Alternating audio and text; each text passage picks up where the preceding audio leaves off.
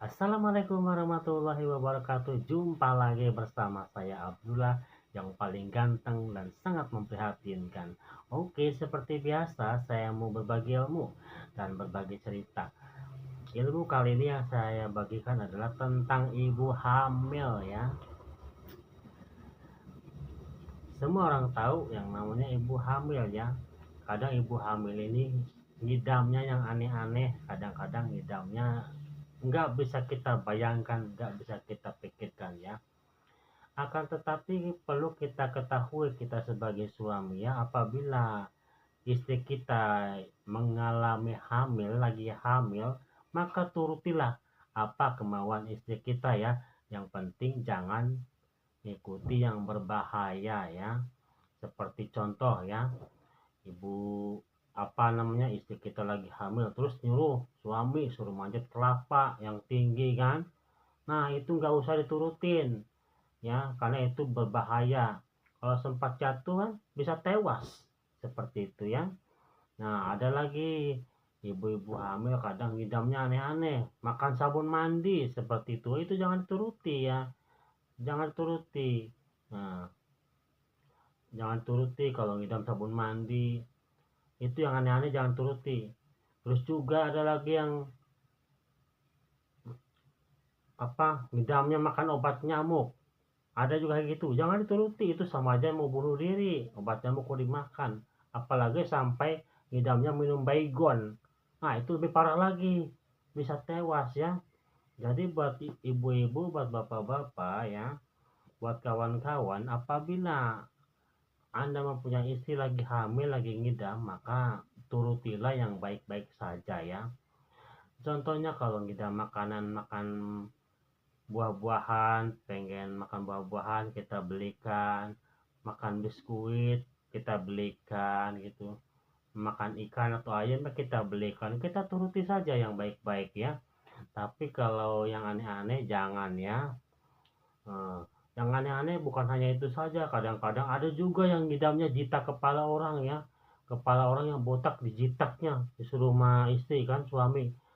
Kadang-kadang istrinya yang pengen jitak kepala botak, itu jangan, itu membuat orang marah ya, nggak boleh seperti itu. Jadi kalau lagi ngidam itu nggak boleh nyakitin orang seperti itu ya. Pada saat istri lagi hamil, lagi ngidam, itu si suami itu harus menjaga kelakuannya, kelakuan menjaga kelakuan baik kepada orang lain, baik kepada hewan ya. Dan tidak boleh si suami ini, contohnya apabila istri kita lagi hamil, banyak yang mengalami ya, ketika si lagi hamil si suami ini kadang-kadang nangkap kepiting, kepitingnya entah kepiting sawah atau kepiting laut ya, contoh ya. Jadi dipatah-patahin tapi nggak dimakan dia kan, dipatah-patahin kaki-kakinya akhirnya apa yang terjadi, begitu anak lahir kan jarinya pada nggak ada kan. Ada juga yang kayak gini kan. Nah, itu akibat kelakuan dari si suami itu, kadang mata-matahin, kadang juga matain entah tulang ular kah atau bulu ular kah seperti itu, atau ikan sejenisnya. Boleh kita memancing, kita baca bismillah ya, kita baca bismillah, dan kita juga pasrah kepada Allah. Ya Allah, saya terpaksa saya mancing cari ikan buat lauk ya Allah, makanan buat sehari-hari, karena di rumah nggak ada lauk, yang mau beli pun duit nggak ada. Seperti itu boleh kita baca bismillah, kita mancing ikan ya, seperti itu ya. Ada juga yang pernah mengalami ketika si istri lagi hamil, kawan saya pernah cerita lagi mancing, jadi si anaknya itu sumbing, jadi mancing kan gara-gara lagi istrinya lagi hamil, suaminya mancing. Akan tetapi kalau baca bismillahirrahmanirrahim, kita meminta ampun pada Allah supaya kita mancing terpaksa karena buat makan lauk sehari-hari, tidak apa-apa seperti itu ya. Kita harus berdoa dulu ya, seperti itu ya. Jadi kalau ibu hamil ini memang sangat berbahaya sekali ya, berbahaya efek samping dari suami, jadi impak ke anaknya seperti seperti itu ya. Nah, buat para ibu hamil ya, yang paling bagus adalah pada saat melahirkan itu posisinya normal ya. Jadi nggak operasi ya. Kadang-kadang kan banyak para ibu-ibu tuh pengen melahirkannya secara operasi ya. Padahal secara operasi itu sangat tidak baik ya. Karena urat-urat di perut itu pada putus ya. Urat-urat di perut itu pada putus sehingga kekuatannya itu menghilang, tenaganya itu hilang ya, seperti itu ya. Nah, yang saya khawatirkan adalah ketika ibu-ibu hamil ini melakukan operasi, yang saya khawatirkan penyakit diabetes. Nah, seperti itu yang saya khawatirkan. Yang namanya kalau punya penyakit diabetes pada saat melahirkan dioperasi, ya itu nggak sembuh-sembuh seperti itu ya. Jadi bisa-bisa membusuk perutnya seperti itu ya. Jadi kita pada saat punya istri kita lagi hamil, kita banyak-banyaklah berdoa ya pada Allah agar diminta kemudahan dalam proses melahirkannya, melahirkan normal seperti itu ya. Jangan kita berdoa untuk melahirkan operasi, jangan seperti itu ya. Karena di operasi itu sangat menyakitkan, sangat menyiksa ya, seperti itu ya. Jadi saya pernah meneliti, ketika saya punya istri, saya pernah meneliti ya tentang ibu-ibu hamil, akan tetapi saya belum pernah mencoba ya, karena saya laki-laki, gak mungkin kan saya hamil seperti itu ya. Jadi saya hanya meneliti ibu hamil ya.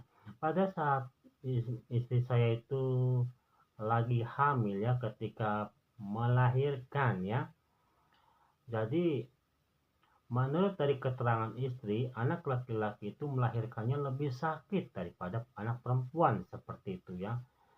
Itu. Jadi pada saat melahirkan, istri saya tuh gak bisa melahirkan normal ya. Jadi terpaksa melahirkan operasi seperti itu ya.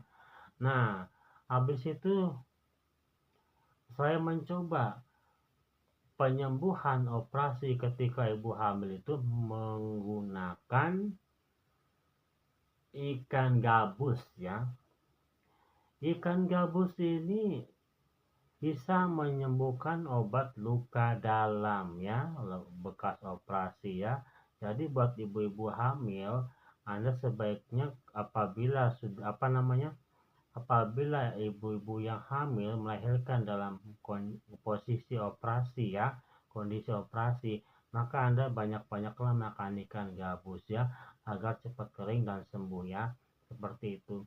Jadi saya pernah meneliti ketika istri saya melahirkan operasi, maka saya suruh makan dia ikan gabus setiap hari 1 kilo ya, seperti itu ya, pagi siang sore ya, seperti itu.